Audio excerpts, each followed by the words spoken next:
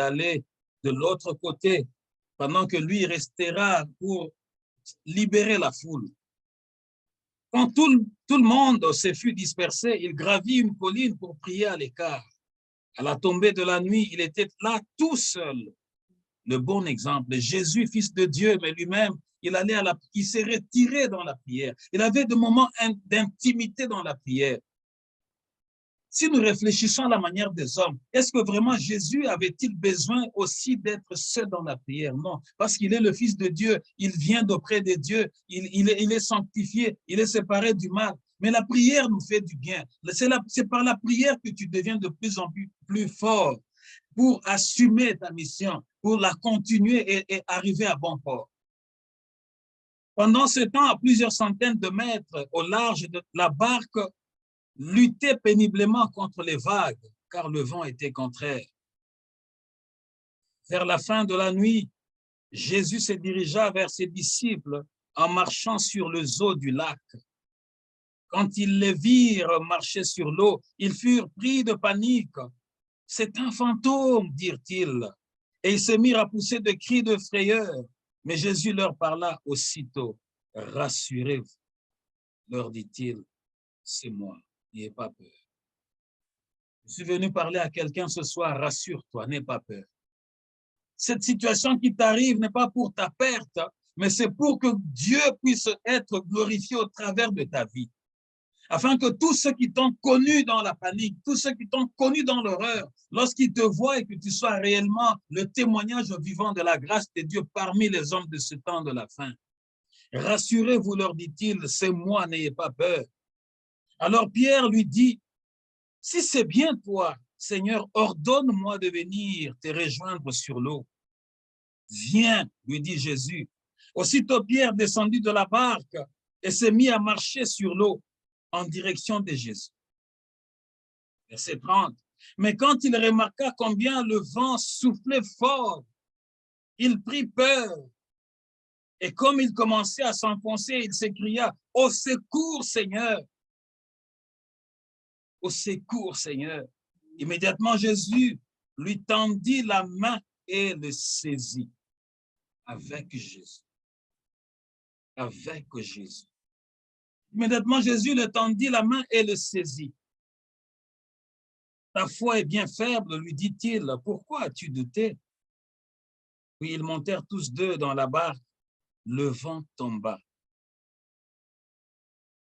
Verset 33. Les hommes qui se trouvaient dans l'embarquement se prosternèrent devant lui en disant, « Tu es vraiment le Fils de Dieu. Tu es vraiment le Fils de Dieu. » J'aime cette parole. Et notre terme du séminaire, c'est « avec Jésus ». La Bible dit, en ce temps-là, on est venu annoncer à Jésus-Christ la mort de son cousin Jean-Baptiste. Jésus était attristé. Il a pris une barque, il s'est retiré de l'autre côté. Mais pendant qu'il s'est retiré de l'autre bord, la foule a appris que Christ était dans leur environnement. Et les gens ont quitté leur bourgade pour aller rejoindre Christ là où il s'était retiré pour... Moi, je pense qu'il s'était retiré pour la méditation. Mais malgré cela, quand la foule a appris que Christ était là, la foule a accouru auprès de lui. Aussitôt que la foule était arrivée, Jésus a commencé à guérir, à parler de la part du Père et il a fait du bien à la foule. Il a même béni la foule. C'est ce que la Bible nous dit. Il a multiplié le pain, il a multiplié le poisson, il a nourri, non seulement qu'il les a bénis par la parole, mais il les a aussi bénis par la nourriture. Mais après, il se faisait soir, il a demandé à ses disciples de se rendre, de le précéder de l'autre bord. Il dit aussitôt après Jésus pressa ses disciples de remonter dans la barque pour qu'il le précède de l'autre côté du lac, pendant que lui va rester libéré, libérer le peuple qui était venu. Mais au verset 24, pendant ce temps, à plusieurs centaines de mètres au large de la la barque luttait péniblement contre les vagues car le vent était contraire. Je suis tenté d'appeler le sous-terme d'aujourd'hui le vent contraire. Les disciples qui partaient dans la barque, au milieu d'eux, il y avait des connaisseurs de la rivière, il y avait des connaisseurs du lac, ils connaissaient comment ramer, ils connaissaient. Mais seulement, Jésus-Christ est resté pour libérer la foule en tant que bon berger. Eux qui étaient censés arriver à bon port, ils étaient encore en train de lutter contre le vent. Est-ce que je m'adresse à quelqu'un, à une famille aujourd'hui? C'est la situation qui peut ou qui nous arrive dans la plupart de cas. Nous avons des projets, il y a d'autres personnes qui ont leur vie déjà écrite sur un papier, sur un carnet ou sur un journal, leur vie bien écrite, des projets de la vie bien écrits, bien planifiés. Mais cependant, tu rencontres d'autres réalités de la vie. C'est ce qui est arrivé aux disciples. Jésus-Christ les avait envoyés de les précéder, sachant qu'ils allaient atteindre le bon port. Je suis tenté de dire, c'est comme un chef de l'État ou un dirigeant. Avant qu'il n'arrive à un endroit, il y a une équipe d'avance qui le précède pour aller voir, prendre possession du terrain, voir comment les choses vont se faire, comment ils vont recevoir le chef. Mais malheureusement, l'équipe d'avance était toujours en train de battre l'aile, était toujours en train de traîner quelque part. Est-ce que je parle à quelqu'un aujourd'hui? Une vie toute planifiée. Tu as fait des plans pour toi, pour ton mari, pour tes enfants, mais tu es en train de battre l'aile. Tu rencontres un vent, tu rencontres le vent contraire, tu rencontres l'opposition. L'opposition sur ta route. L'opposition vient comme une situation imprévue. Malgré ton expérience, malgré ta capacité, mais tu rencontres une opposition. J'aimerais encore expliciter cette opposition. Nous la rencontrons d'une manière ou d'une autre. Regarde, tu es étudiant ou tu es élève. Tu regardes une matière, tu dis, cette matière, je peux la lire dans 1 heure. Tu regardes, tu tournes des pages, tu dis, bon, dans 1 heure, je vais lire cette matière, je vais la finir, je vais faire la synthèse. Mais alors que tu commences la matière, tu commences à te rendre compte que tu stacks, comme on dit en anglais, tu es bloqué quelque part. Il y a certaines situations qui arrivent. Tu essaies de comprendre ce paragraphe, l'autre paragraphe te ramène au paragraphe premier, ça commence à te troubler. 1 heure du temps que tu avais prévu, tu tombes à 3 heures du temps, tu es toujours là. Est-ce que ça t'est déjà arrivé? Ah oui, je vais faire ce drawing rapidement. Oui, ce drawing, je vais le faire. Je vais faire ce dessin rapidement, je vais le remettre. Mais quand tu commences à faire le drawing, tu commences à voir qu'il y a des choses qu'il faut ajouter qui commencent à devenir une opposition. Ça commence à te compliquer. Alors que le travail, la tâche, le TP ou le devoir est à remettre dans quelques heures ou à remettre demain. Tu pensais le faire à la dernière minute, mais tu as rencontré l'opposition, malgré ton intelligence. C'est des situations qui nous arrivent tous. C'est des situations qui nous arrivent tous. À la dernière, tu sais, non, je vais me rendre d'ici à ce point-là, je vais me rendre facilement. Oui, je vais partir facilement, ça va aller, ça va aller. Mais à peine que tu sors, tu trouves un embouteillage impossible. Tu deviens nerveuse au volant. Situation imprévisible.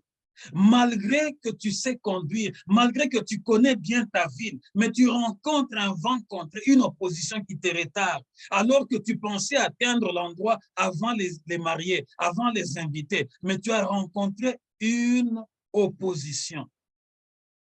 C'est ce que les apôtres ont rencontré lorsque Jésus-Christ les a libérés. Voilà pourquoi l'importance de notre thème, avec Jésus. Jésus est resté avec sa seigneurie. mais il les a juste délégués, pensant que eux qui ont compris sa parole, qui ont la connaissance de qui il est, ils allaient déjà arriver à bon port. Il les a même laissés là-bas. Alors que la Bible commence par dire que lorsque Jésus-Christ est allé de l'autre côté du bord, il avait lui utilisé aussi la barque. Mais cette fois-ci, les disciples ne s'étonnent même pas, mais Seigneur, toi tu étais venu ici de l'autre côté avec la barque, mais tu nous renvoies avec la barque. Tu vas revenir vers nous comment? Ils n'ont pas eu cette présence d'esprit. Ils sont juste partis vite, vite. C'est un peu comme ce qui nous arrive. Nous sommes pressés d'embarquer dans d'autres situations, d'embarquer dans une entreprise, d'embarquer, les gens sont fanatiques, d'embarquer dans une affaire, d'embarquer dans ceci ou dans cela, sans même avoir le temps de méditer sur la chose. Mais en plein milieu de cette affaire, c'est alors que tu vas comprendre, ah, on m'a roulé.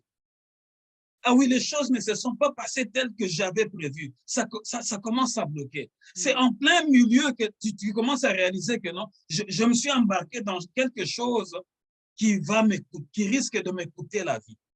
C'est ce qui est arrivé aux disciples. Leur vie était en péril.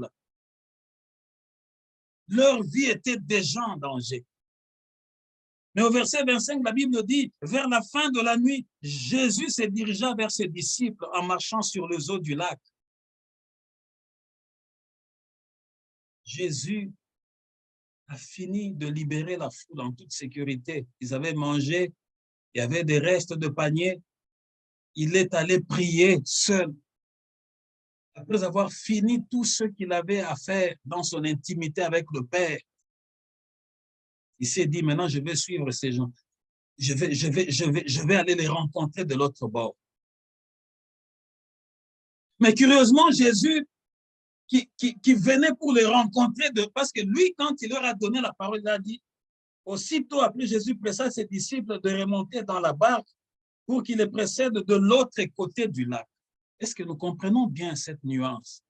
Jésus les a dit, précédez-moi déjà de l'autre côté du lac. C'est-à-dire qu'ils avaient la parole du Christ avec eux. Jésus le voyait déjà de l'autre côté du lac. Mais seulement en pleine mission, quelque chose, something went wrong, comme on dit en anglais. Est-ce que cette situation n'était jamais arrivée? Ça nous arrive d'une manière ou d'une autre. On te donne une mission, ton superviseur a tellement confiance en toi, ton boss ou bien ton mari ou bien celui-ci ou celui-là. Et something went wrong. Tu te trouves coincé au milieu d'une forte tempête de problèmes, de crocs en jambes, d'opposition, de jalousie, de ceci. Toi qui pensais qu'à tel âge, je vais me marier, oui, j'aurai des enfants, mais tu entres dans le mariage, les enfants ne viennent pas. Ou soit les enfants viennent, mais il y a d'autres problèmes, il y a un vent contraire. Toi qui pensais, j'aurai le travail, oui, tu as le travail, tu as ce travail-là, mais en plein travail, le vent contraire.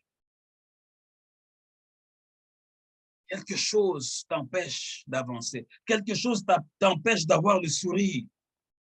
Quelque chose t'empêche de rayonner comme une bonne femme dans son foyer. Il y a quelque chose qui t'empêche. C'est ça le vent qui est contraire. Il y a quelque chose qui t'empêche d'avoir la paix dans ta propre maison. Il y a quelque chose qui t'empêche d'avoir le rayonnement de quelqu'un qui est en train d'évoluer. De l'extérieur, les gens te voient et tu peux faire tu sais, le maquillage, c'est du fake. Tu peux mettre le maquillage, tu peux mettre le bijou, tu peux mettre... Il y a quelque chose qui t'empêche. C'est ça l'importance de notre thème avec Jésus. Jésus leur avait dit, précédez-moi de l'autre côté. That's it. Allez-y, parce qu'il leur avait donné la parole. Mais seulement en plein milieu, quelque chose n'a pas marché. La Bible dit que quand ils le virent marcher sur l'eau, ils furent pris de panique.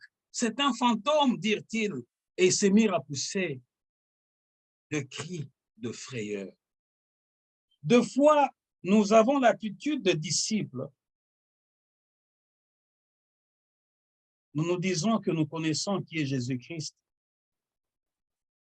Mais cependant, notre homme intérieur, dans la plupart du temps, a des doutes de la grandeur du pouvoir de notre Seigneur Jésus-Christ. Oui, nous pouvons le dire, nous pouvons parler publiquement, nous pouvons, oui, moi je sers Dieu, oui, je suis une servante, oui, je suis celui-ci, je suis celui-là, oui, c'est facile de confesser. Mais est-ce que nous savons qui est vraiment Christ? Est-ce que nous avons une relation particulière avec ce Jésus-là? Est-ce que nous savons que Jésus, c'est le nom que Dieu nous a donné et qui est au-dessus de tout nom qui puisse être cité dans ce monde? Et l'apôtre Paul dit, même dans les siècles futurs, jusque dans l'éternité. Est-ce que nous savons que Jésus-Christ, c'est lui l'image visible du Dieu invisible? Est-ce que nous savons que Jésus-Christ est Seigneur en tout, pour tout et partout? Mais pendant le temps des paniques, les apôtres ont perdu cette notion-là. Ils ont perdu la notion de savoir que Christ est Seigneur en tout, il est Seigneur partout, et il est Seigneur pour tout. C'est-à-dire que Jésus-Christ est le Seigneur de l'eau, de la rivière, du lac, de l'océan. Jésus-Christ est Seigneur dans les airs, il est Seigneur sous la terre, il est Seigneur de tout. Pendant l'épreuve, la plupart du temps, nous perdons la notion de qui est Jésus. Ils avaient perdu. Nous nous comportons comme les disciples. Ils ont commencé à crier au secours, c'est un fantôme. Ils ont oublié que celui-là, il est le Seigneur qui a été là avant même que la terre soit formée. Avant même que la terre soit formée. J'aime comment Salomon présente ça même dans le livre de Proverbes. Avant même que tout ne soit là, il était déjà là. Ils ont oublié. Et c'est ce qui nous arrive. La Bible dit que quand ils les virent marcher sur l'eau, ils furent pris de panique. Et c'est un fantôme, dirent-ils. Ils se mirent à pousser des cris de frayeur. Mais Jésus leur parla aussitôt. Rassurez-vous, leur dit-il, c'est moi, n'ayez pas peur. Jésus a sonné, leur a rappelé que c'est moi. C'est moi. Rassurez-vous. L'eau que vous voyez, écoute ma voix. L'eau que vous voyez, obéit à ma voix. Alors Pierre lui dit, si c'est bien toi, Seigneur, ordonne-moi de venir te rejoindre sur l'eau. Viens, lui dit Jésus. Aussitôt Pierre descendit de la barque et s'est mis à marcher sur l'eau en direction de Jésus. Toujours Pierre. Pierre qui est, hier, j'ai peint l'image, le tableau de Pierre. Si Pierre vivait de nos jours, au XXIe siècle, nous allions appeler Pierre l'influenceur. Comme dans les réseaux sociaux aujourd'hui, on appelle les gens, oh, c'est un influenceur, c'est une influenceuse. Pierre l'influenceur. Pierre avait toujours une longueur d'avance par rapport à d'autres disciples. Il dit, Seigneur, oui, tu nous as dit, rassurez-vous, c'est moi. Mais si c'est vraiment toi, Jésus, parce que Pierre, en tant que pécheur, il connaît qu'il y a des esprits des eaux, il connaît qu'il y a des sirènes, il connaît toutes ces choses-là. Il dit, Seigneur, si c'est vraiment toi, alors ordonne-moi de venir avec toi.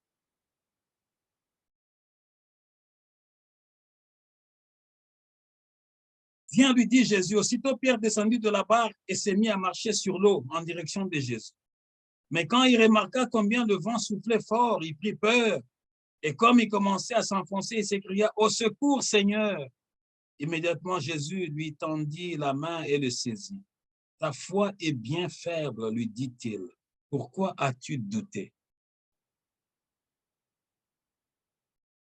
La plupart du temps, nous agissons aussi comme l'apôtre Pierre.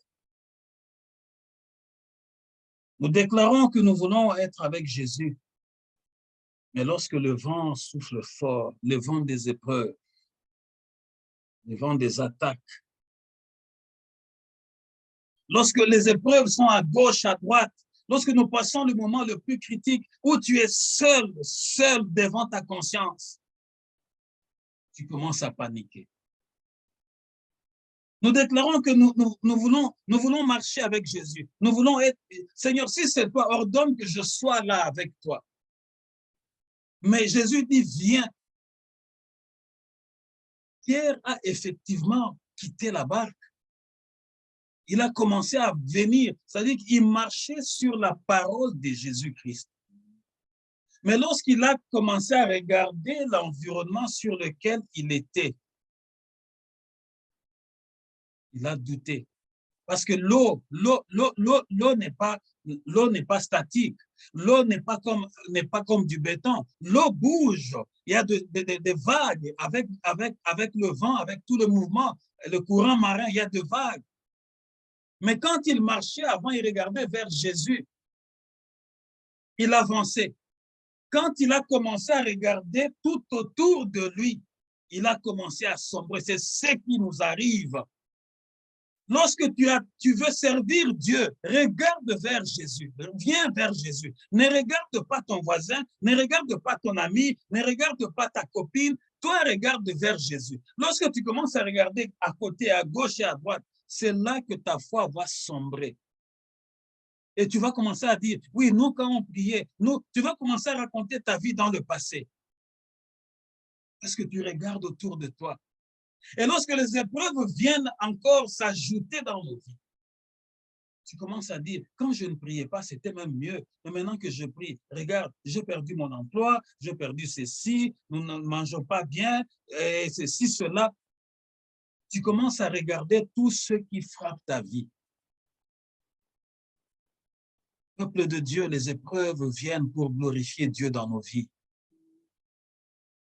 Tant que tu es avec Jésus, ne regarde pas les épreuves. Toi, marche avec Jésus. Marche avec la parole de Jésus. La tempête sera toujours là. Les vagues seront toujours là. Les pièges seront toujours là. Mais ne regarde pas les pièges. Avance vers Jésus.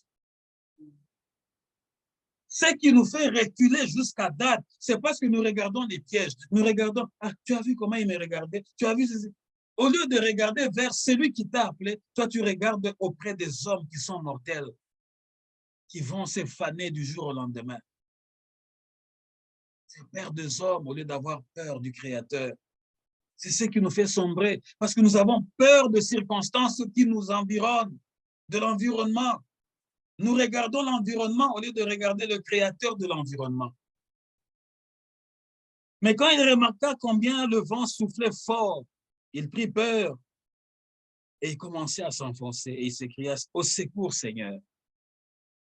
Immédiatement, Jésus lui tendit la main et le saisit. « Ta foi est bien faible, lui dit-il. Pourquoi as-tu douté ?» C'est ce qui nous arrive. Nous doutons.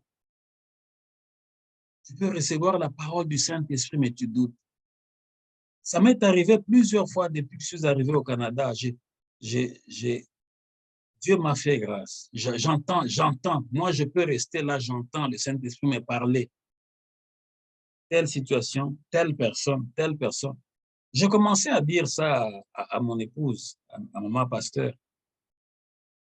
Je dis, je commence à avoir peur parce que tellement que Dieu me parle, j'entends par la voix du Saint-Esprit, mais je suis en train d'utiliser en lingala barango bomoto. Je suis en train, donc, je commence à avoir comme une opposition entre ce que moi j'entends, ce que Dieu veut que j'entende et ce que l'environnement veut que j'entende.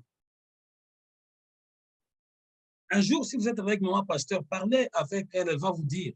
C'est des choses que je lui ai dites depuis que je suis là, au Canada. Et finalement, j'ai fait beaucoup de prières pour demander pardon à Dieu, pour dire, Seigneur, plus jamais je ne serai en opposition. Tout ce que je recevrai par la voix du Saint-Esprit, je vais obéir.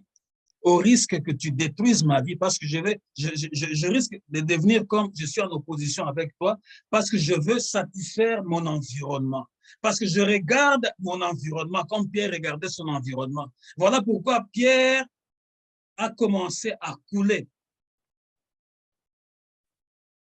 Pierre a commencé à couler. Il a commencé à couler. Il allait perdre sa vie. Heureusement que Jésus était là, avec Jésus. il te sortira dans l'eau. C'est la prière qu'on fera aujourd'hui. Je t'assure qu'il y a beaucoup de choses qui vont fuir, beaucoup de choses qui vont tomber. Parce que Jésus, toi, tu étais en train de sombrer. Mais aujourd'hui, il y a une grâce. Il a voulu que tu sois là, que tu écoutes cette parole, parce que sa main est déjà tendue. Il n'attend que toi. Fais un pas de plus. Étends-lui ta main. Il va te retirer de là. Tu ne vas plus regarder ton environnement. Tu vas devenir une nouvelle femme de prière. Tu vas devenir un nouveau dans la prière. Tu vas devenir fort et forte dans la prière. Tu vas cesser de regarder ton environnement. Tu ne vas plus couler. Tu vas être debout. Et ce qui est merveilleux, lorsque Jésus-Christ l'a retiré de là, la Bible ne nous dit pas que Jésus-Christ l'a mis comme la chanson. Jésus, mets-moi au dos. Nous connaissons cette chanson-là. Mets-moi au dos, mets-moi au dos, mets-moi au dos. Jésus ne l'avait pas mis au dos. Pierre, tu vas apprendre à marcher encore jusque-là. La foi, c'est la détermination. Cette chanson-là, Jésus, mets-moi au dos, mets-moi au dos, mets-moi au dos. Jésus n'a pas besoin de te mettre au dos. Il va te retirer de là où tu coulais et tu vas apprendre à marcher dans la foi. La Bible dit que c'est par la foi que nous marchons et non par la vue. La foi, c'est la détermination. Jésus n'a pas besoin de te mettre à son dos pour que tu sois comme un bébé. Jésus va te sortir de là et il va te dire, rentre toi-même comme tu es venu. Est-ce que je parle à quelqu'un aujourd'hui? Je suis venu booster ta foi. Je suis venu te réveiller afin que tu pries ce soir avec décision. Au verset 33, les hommes qui se trouvaient dans l'embarcation se prosternèrent devant lui en disant, tu es vraiment le Fils de Dieu. Avec Jésus, il n'y aura que ce genre de paroles qui sortiront. Prenons le deuxième texte avant d'entrer dans la prière. Jean chapitre 11, versets 21 à 22. Jean 11, 21 à 22.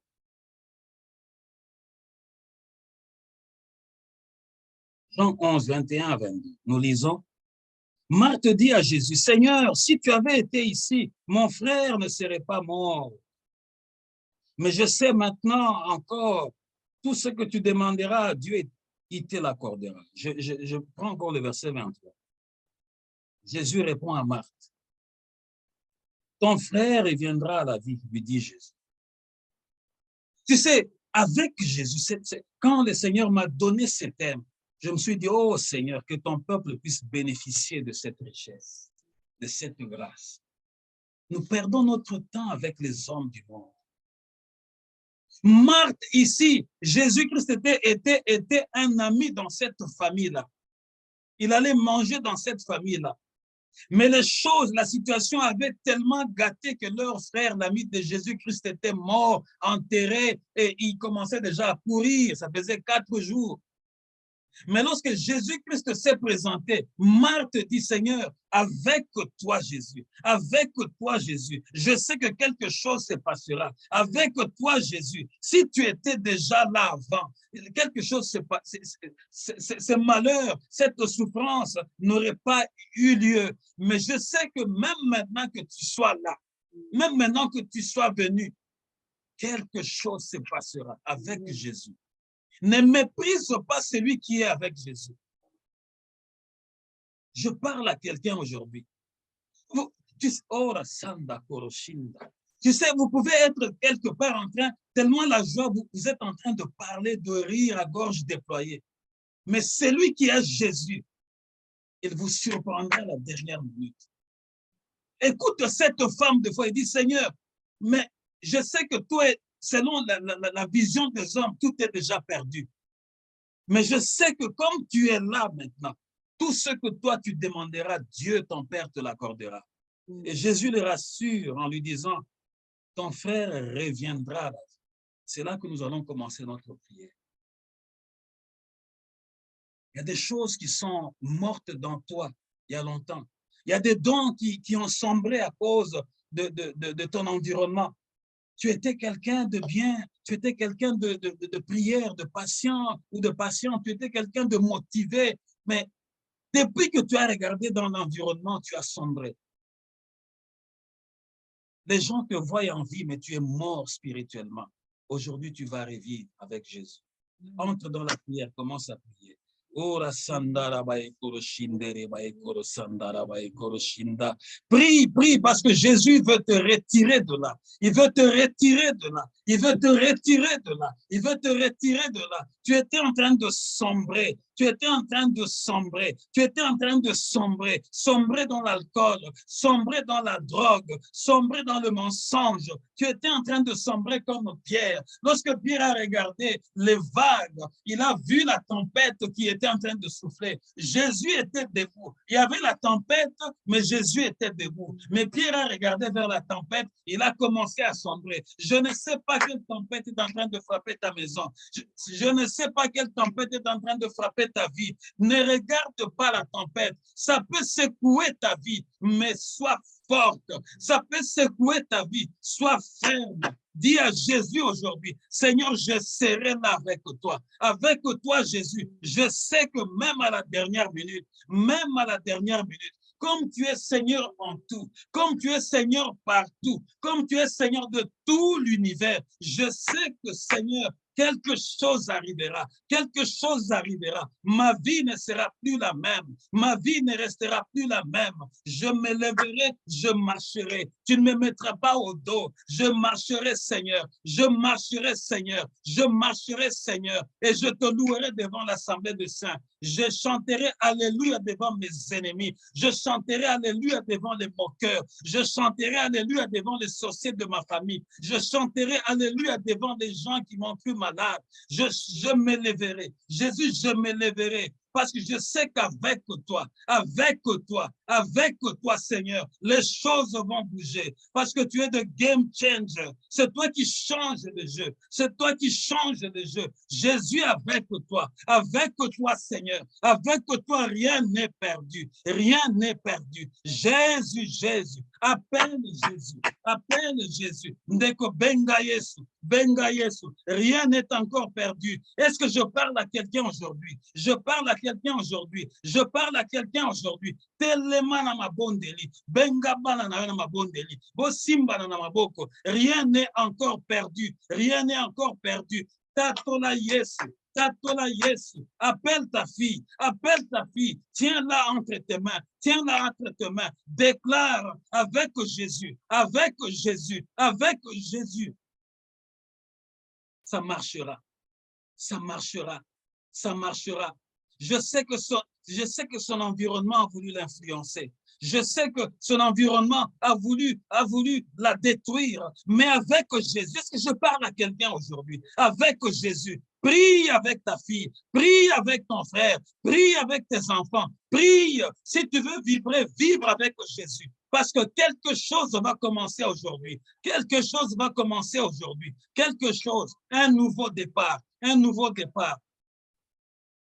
Un nouveau départ. New starting. New starting.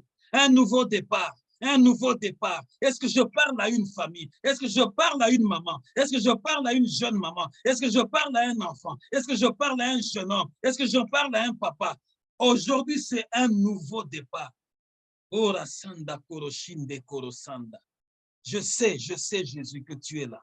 Je sais que tu es là. Saint-Esprit, c'est l'heure, c'est ton temps maintenant, afin de pouvoir souffler encore, afin que toutes ces familles qui se sont jointes à nous par la prière, Saint-Esprit, glorifie Jésus, ora sanda koroshinda. Le Saint-Esprit est là, le Saint-Esprit est là, le Saint-Esprit est là. Il est en train de souffler, il est en train de souffler.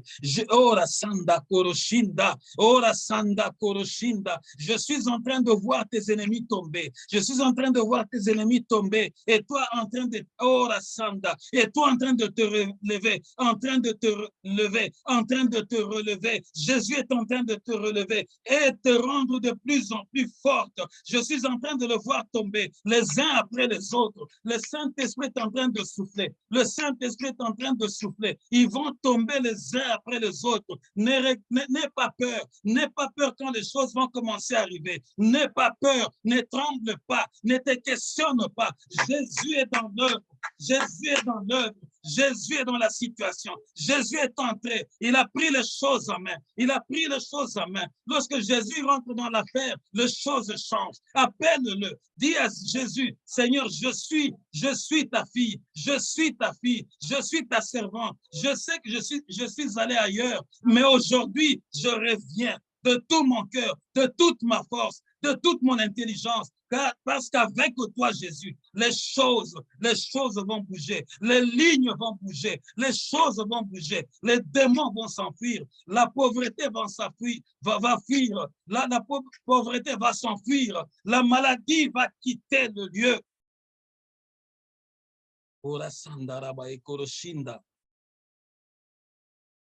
C'est le début de l'année scolaire. Nous allons prier pour toutes celles qui enseignent et pour tous nos enfants qui sont rentrés à l'école, afin qu'ils soient avec Jésus. Qu'ils soient avec Jésus. Vous savez qu'il y a des enfants sorciers qui existent. Ne vous méfiez pas. Ce n'est pas le Canada qui va changer la nature du monde. Les enfants initiés sont là, même ici au Canada. Ils fréquentent les mêmes écoles que nos enfants.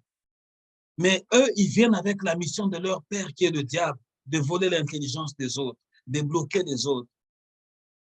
Il y a des enseignantes qui sont frappées d'un signe, la marque de la bête, qui viennent avec une mauvaise atmosphère pour vous embouter, pour que ton année scolaire soit une année scolaire misérable, toi qui enseignes. Mais lève-toi, commence à déclarer maintenant, afin que tout celui qui est dans ce monde de ténèbres, qu'il puisse tomber sous le pouvoir de Jésus. Commence à déclarer devant tes enfants, pour ton travail, déclare-le ce soir. Ils vont tomber, ils vont tomber. Tu auras une belle année scolaire. Tu auras une belle année scolaire. Tes enfants vont aller de l'avant. Les choses qui les retenaient captives vont tomber d'elles-mêmes. Ils vont se relever. Ils vont se relever et ils vont marcher tête haute. Ils vont marcher tête haute. Aucun lien ne peut résister devant le nom de Jésus. Avec Jésus. Seigneur, je proclame ton nom pour toutes ces enseignantes, pour toutes ces éducatrices, pour tous, éternel notre Dieu, tous ceux qui sont rentrés à l'école, afin que leur année scolaire soit ouverte, que leur année scolaire soit ouverte, Seigneur, que leur année scolaire soit ouverte, Seigneur. Yahweh, que le ciel s'ouvre. Jésus, toi-même, conduis tes servantes, conduis tes filles, afin qu'elles se distinguent tout au long de cette année scolaire, qu'elles se distinguent dans leurs écoles là où elles sont. Seigneur, qu'elles aient un privilège parce qu'elles sont avec toi. Partout où il y aura le mensonge, partout où il y aura la médisance, Seigneur, parce qu'elles sont avec toi, protège-le. Parce qu'ils sont avec toi, protège-le. Lorsque l'ennemi viendra, Seigneur, afin de souffler, Seigneur notre Dieu, un vent de ténèbres, un vent d'envoûtement, c'est que ce vent-là, Seigneur, retourne auprès de l'ennemi et le frappe lui-même au nom de Jésus, au nom de Jésus, au nom de Jésus, au nom de Jésus. Nous allons recommander cette fin d'année entre les mains du Seigneur, afin que Jésus-Christ nous accompagne en toute santé jusqu'à la fin de l'année et que Jésus-Christ multiplie en nous les désirs de le servir, la volonté de le servir avec notre corps, avec notre âme, avec notre intelligence, mais aussi avec notre argent. Vous avez vu Jésus-Christ multiplier le pain? Oui, l'œuvre de Dieu a toujours besoin d'un accompagnement.